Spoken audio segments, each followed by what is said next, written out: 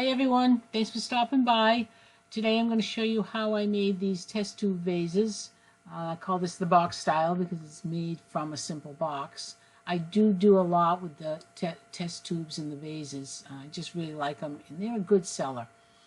These particular ones, there's some shapes up here that I've used. They're just the vase shapes. There's a geometric, and this is just a simple cutout box. I mean, anything you want to expose the test tube. So let's just get in it. Oh, before we go, I do advise you to order your test tube before you make these.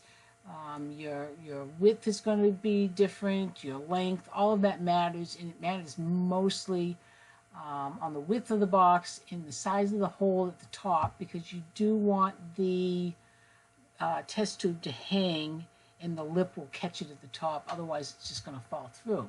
There's other styles I've done where it wouldn't matter, but it does on this one. So anyways, we're going to come over, we're going to grab the rectangle tool, and we're going to make a box. And you're going to size that to the size you want your vase. So let's do 4, and let's do 6.5. Okay. Next, you need a tool to make the box. I use this program here. It's called Box It. I really like it. It has a lot to it. For this particular one, you don't need all of this, and any of the simple free box programs out there would work.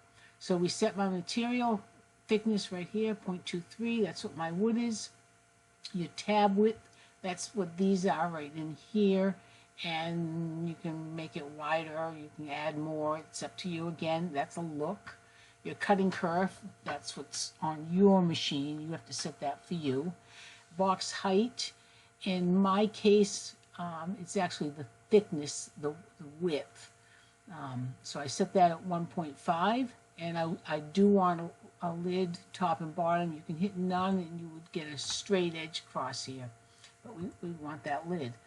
I don't need any of the other things for this particular piece. I hit go, and look at that. I've got my little vase. So get this out of the way. We're going to move this over here. These are the front and the back pieces. So I'm going to take that front piece, I'm going to center it. I do center everything. I'm going to grab a vase shape. Let's use this one. I'm going to center that, and I'm just going to size it to fit. That looks pretty good. I'm going to move it up a little bit. I always like, just design-wise, a little bit more on the bottom if need be, but it doesn't matter. I think where it's long, it looks better. The thing you do want to be careful about is when the vase hangs in here, will it show the bottom? I don't want it to, so I would just make sure that the length was shorter than the vase, than the test tube, if that makes sense. Anyways, grab that, group it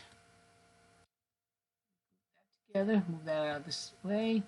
We've got the backing. I personally would paint that after I cut it rather than painting the whole board, because you only need to do the one. Here you've got your top and your bottom and your two sides. We need a top, center that. We need to make a hole for the test tube. I know my test tubes are 0.72. 0.72, so I'm going to go ahead and make the hole 0.72 and center that. Then I'm going to go ahead and group it. Object group, and there you have it.